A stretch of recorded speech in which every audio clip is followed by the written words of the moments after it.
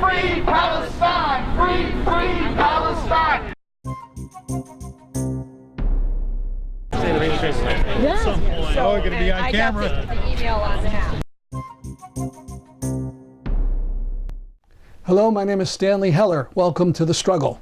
The Struggle is shown on over 30 cable stations from Vermont to New York City, on the internet at thestruggle.org. In a victory for the thousands of Palestinians who took to the streets in Jerusalem, the Israeli government withdrew all the security measures that would interfere with free access to the Al-Aqsa compound. A day or so before that, in Connecticut, on the 25th of July, a number of groups sponsored a rally in Hartford to protest what had been going on in Aqsa and the electricity cuts in the Gaza Strip, and a bill in Congress that would deny your free speech rights to call for a boycott of Israeli apartheid. No cages, no checkpoints at Aqsa. No cages, no checkpoints at Aqsa. Hands off Aqsa. Hands off Aqsa. Hands off Aqsa. Hands off Aqsa. Hands off Aqsa. Hands off Aqsa. Free Palestine. Free Palestine. Free Palestine. Free Palestine. Free Palestine. Free Palestine. Free Palestine. Hands off Aqsa. Hands off Aqsa. Hands off Aqsa. Hands off Aqsa. Hands off Aqsa. Hands off Aqsa. Hands off. Bismillahir Rahmanir Rahim, which translates to in the name of God, the most greatest, the most merciful. Assalamu alaikum, which means may peace and blessings be upon all my brothers and sisters here that came out this afternoon. First of all, I am not an Islamic scholar or historian, but I am a Muslim, a proud Muslim, and I will continue to represent Muslims until I take my last breath. It is important that we came out here and speak about Masjid Al-Aqsa. This is the third most holiest site in Islam. It's actually the second house of prayer that was established. First was Mecca, then it was Masjid Al-Aqsa where prayer was established. This mosque is located in Jerusalem. Muslims believe that our beloved Prophet Muhammad, may peace and blessings be upon him, was transported from this sacred mosque of Mecca in a miracle travel to Al-Aqsa during a miracle night of journey. These are in our hadith, which are the traditions of our prophets or stories of our prophets. This mosque has been a prison for the believer, checkpoints, metal detectors, and cameras, all intended to make it difficult for 100,000 plus Muslims to believe and pray. Then we have an issue with BDS, which stands Boycott, Divestment, and Sanction Movement.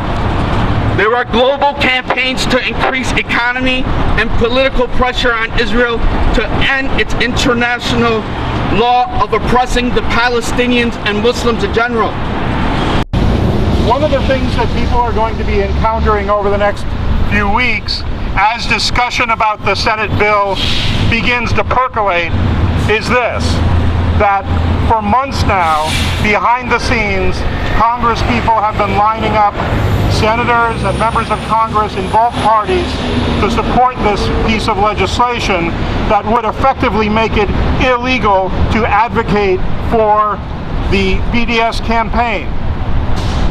Now, when you take a look at the legislation, it's kind of interesting because some of the senators who have been advocates and sponsors of this legislation have begun to express the idea that, well, maybe it's really not quite as bad as all that. And they essentially have tried to say that, well, we read this a little bit differently. We don't read this as interfering with your First Amendment rights. But all you have to do is take a look at the legislation itself. Look at the language in the bill. It does two very important things.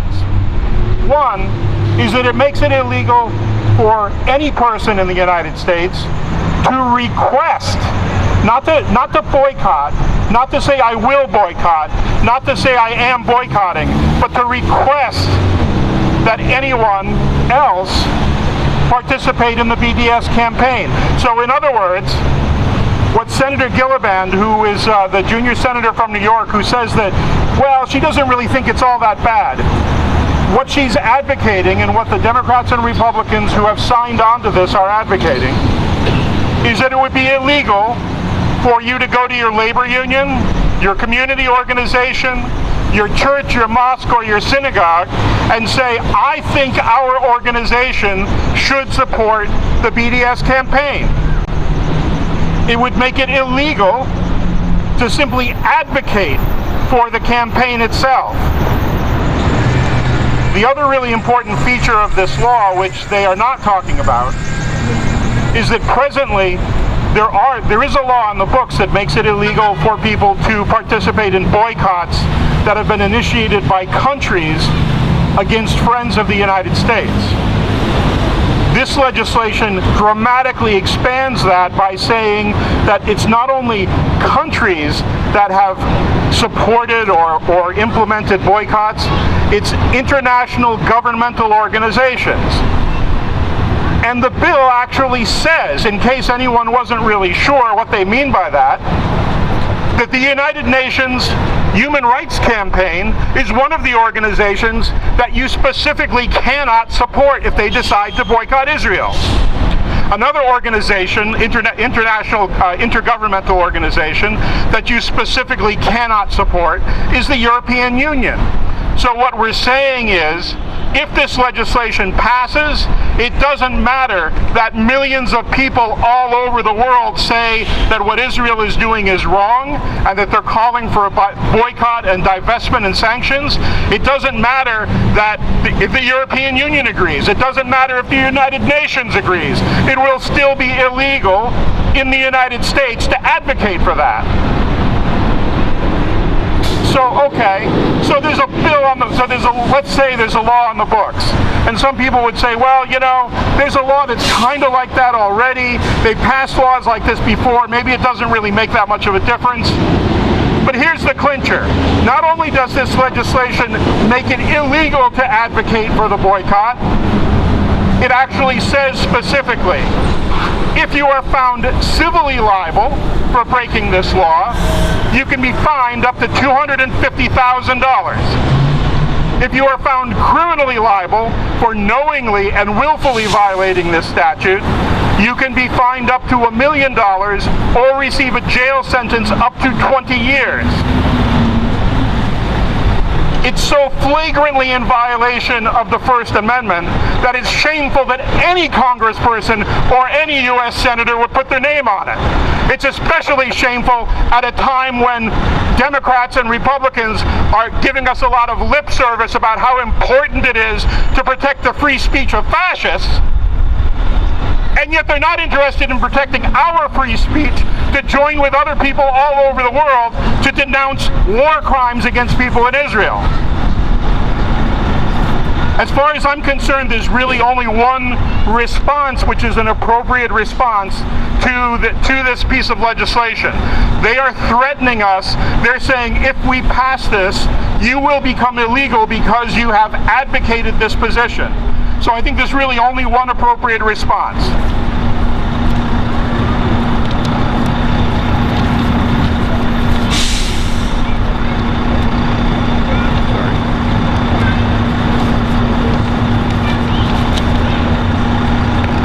If you've got a free right hand, raise your right hand. I promise that if this bill is signed into law,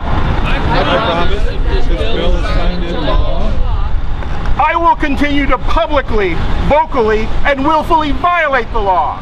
I will continue to publicly, vocally, and willfully violate the law.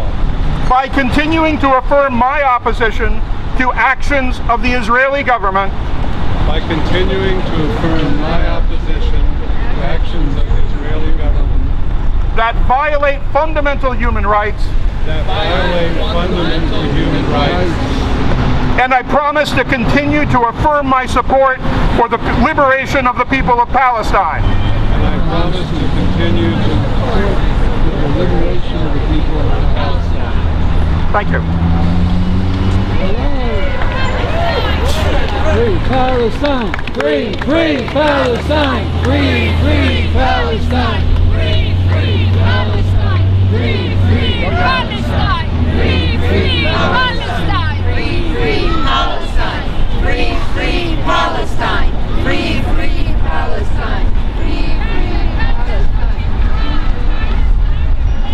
Our union passed a resolution in support of the Palestinian workers, in support of BDS, against the U.S. financial aid to Israel, and a number of us went on a labor tour of Palestine and were able to deliver the resolution to the unions there and the people that we met. It was a tremendously moving experience to be in Palestine and to see the checkpoints and the blockades and what workers go through to try to just get to work and how they're treated.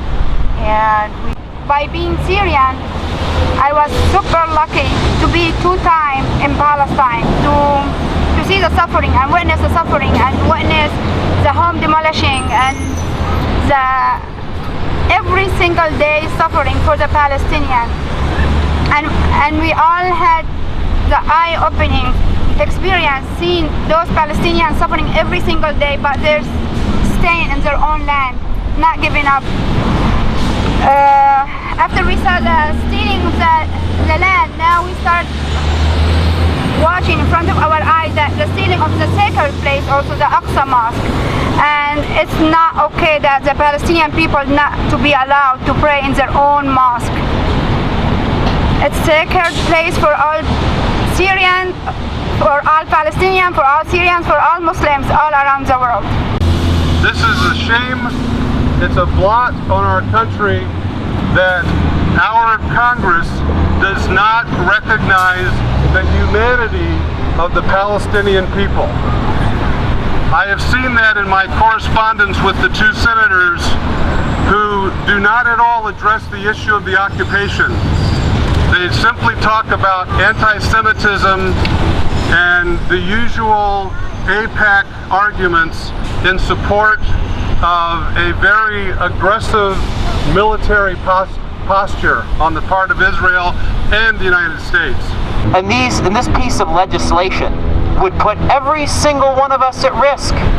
And when the next time we're called to boycott, for example, Saudi Arabia, as someone already mentioned, we are all personally at risk from this legislation, which threatens our most fundamental constitutional rights, not to mention the human rights, the basic human rights of the citizens of Palestine, which are trampled on every day in blatant, obvious, egregious violations of the United Nations. Assalamu alaikum, brothers and sisters. My name is Khalil. I am from the southern part of Palestine, Israel. I am Palestinian also, and our lifestyle is Bedouins, a bit different, but we are all Palestinians, and we are all suffering, more or less, everyone in his way. Unfortunately, we are dealing with massive home demolition daily in our daily life. This coming Thursday, we have a great demonstration in the offices of the Bedouin Authority. We have a Bedouin Authority, we have a different authority that deal especially with the Bedouin community, with the Bedouin people in the south. And we are demonstrating and protesting against the activities, against the home demolitions. We have more than 800 demolitions a year. And I want to take this opportunity to bring the voices of those Palestinians, that the government demolished their houses and oppressing them, taking their land and pressuring them to move to the cities. Siege of Gaza, justice for Palestinians. End the siege of Gaza, justice for Palestinians. End the siege of Gaza. Free, free Palestine. Free, free Palestine. Free, free Palestine. Palestine. Free, free Palestine. No cages, no checkpoints at Aqsa. Aqsa is far from settled, however. On the very day the Al-Aqsa compound reopened, Israeli police raided the area, beat up people, and threw stun grenades into packed crowds trying to enter the area. Over 100 people were injured. It's a miracle no one was trampled to death in efforts to flee.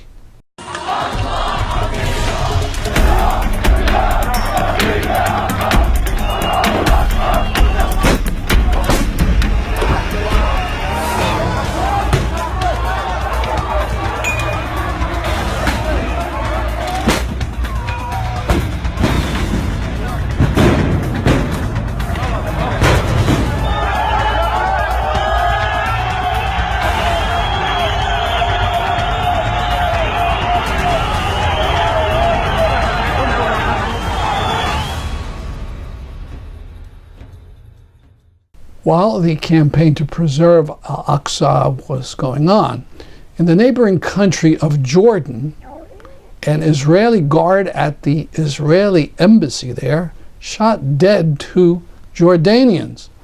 One of the Jordanians was a workman doing carpentry work in the compound, and evidently there was a dispute between him and the guard. And the workman may have injured the guard with a screwdriver. The guard shot him dead, and the owner of the building.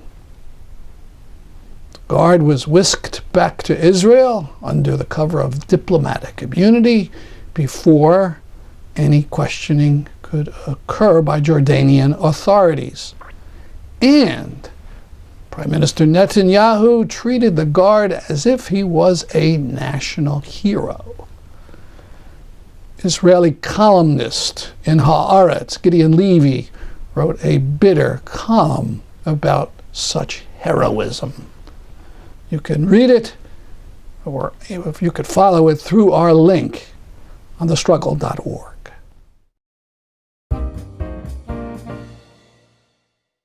With defeat of Republican health care plans and Trump's efforts to sabotage what's called Obamacare, the question comes, what next? An effort is being made to expand Medicare, to make everyone in the country eligible, and to improve it, to give even better benefits than people over 65 enjoy now. In New Haven, Member of Congress Rosa DeLauro won't join in this effort, and that gave rise to this demonstration. Fight! Fight! Healthcare is a human right! Fight! Fight! Healthcare is a human right! Fight! Fight! Healthcare is a human right! Fight! Fight! Healthcare is a human right! Connecticut has one of the best health exchanges in the country, right? I mean, that's what all of our House reps and senators say. Well, unlike them, I actually have Obamacare. I've been on the exchange since the beginning. In 3 years, I've watched half our providers leave the exchange, and my premiums jump 30% in 3 years. My husband and I pay over $1,000 a month in premiums. That does not include our deductibles. That doesn't include our copays. Next year, our premiums are projected to jump between 17 and 34% on the exchange. Turning page. A majority of House Democrats right now admit that the ACA is unaffordable and unsustainable. They have co-sponsored John Conyers' Medicare for All bill in the House. Red states like Georgia, Texas, the Carolinas, freaking Mississippi, they've all had reps on board. Only 78 House Democrats haven't signed the bill. Of those missing signatures, Connecticut is 5 for 5. If you've been to a town hall meeting lately, you know one of the first questions asked. It's, will you sign HR 676 Medicare for All? Their responses have been a mixed bag of badly tested talking points like, we're playing defense, or it can't pass. Apparently they haven't been reading the polls. Medicare for All now enjoys 85% approval among Democrats and left-leaning independents, and 60% approval among all voters. That's astounding. Hold on. Quick. So what puts Connecticut to the right of red states on healthcare? It's actually really, really simple. We're the insurance capital of the world, or at least we are before Aetna leaves. The healthcare industry has donated hundreds of thousands of dollars to our reps to keep their names off bills like these. Shockingly, Rosa DeLauro, her cut is nearly $1 million from the healthcare industry. We're the richest country in the history of the world. We deserve to have what every modern nation takes for granted. Hold on. Healthcare is a built-in right of citizenship. A healthcare system that isn't dictated by profit motive. Connecticut reps are wrong. Medicare for All can pass. It was the people who resisted Trump care. It'll be the people who insist on Medicare for All. Woo! This one? Yeah. Okay, can you hear me? Hi, I'm Lisa Goldman Huertas, and I'm a family physician. I wanted to first of all thank you all for being here. You are right. The people who are not signing HR 676 right now are wrong. But we are going to hang in there with them for today and ask them to do the right thing. In most of the countries in the developed world, people have a guaranteed right to health care. They also have better health care. Less of their people die. Less of their people get sick. As a family physician working in this town, I've seen too many people, and it's just too heartbreaking, get sick and die and go blind and get disabled for no good reason except somebody else's profit, somebody else's lack of leadership, somebody else's lack of vision. So we are going to stand and do the opposite. We're going to have leadership, we're going to have vision, and we're going to have determination. We're just going to keep on saying what we need is not to save the private insurance system. What we need is health care for all people. Nobody out. All kids in, all elders in, all people who might have a baby in, all people who will never have a baby in. Anybody who is living and breathing, who could be you, or could be your neighbor, or your sister, or your brother, everyone in and nobody out. I just want to say a couple words about a few organizations that I'm a member of that all feel very strongly, and I'm representing them here today. One is Physicians for National Health Program. It's a group of physicians who know that this is a priority to save lives in this country. And I'm also a member of the Milford, Orange, and West Haven Progressive Action Network.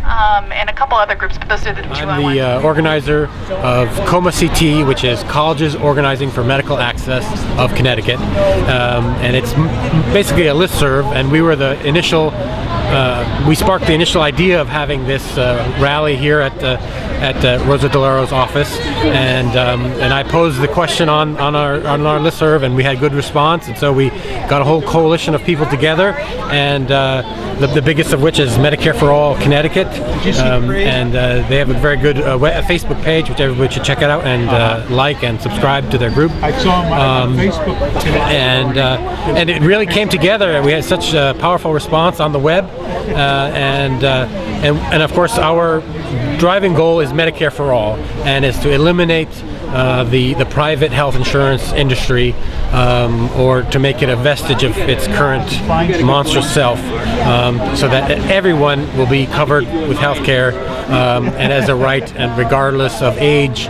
of ability to pay, status, you name it. And so HR 676 is the legislation co-sponsored by Representative Conyers of Michigan, and it's the Enhanced and Improved Medicare Act, and that is the House version of what Senator Sanders will hopefully be proposing very soon in the Senate. It's Medicare for all. You know, there's even something a step beyond Medicare for all, which is a national health service like they do in the United Kingdom and Sweden. So that's a completely federalized government healthcare system. If the politicians, put that on the table, then they can negotiate down to Medicare for all. So until the politicians, the Democratic politicians, even suggest the National Health Service as a political option, only at that point will we know that they're serious about Medicare for all. Because once you have a National Health Service on the table, they can shift down to Medicare for all. Politicians who side with insurance companies over the needs of their constituents. We are brave enough now. We are strong enough now to stand against the Rosa DeLauros who will sell us short because of Aetna. And we will stand in solidarity, and she can have the choice whether or not to stand in solidarity with us. It was good. Side to side. Walk abreast. Okay, we're talking like flies. It's really weird because now Yeah. So we're going to be on camera. I got the email on that. We are actually on our way to. It's not. You guys put out.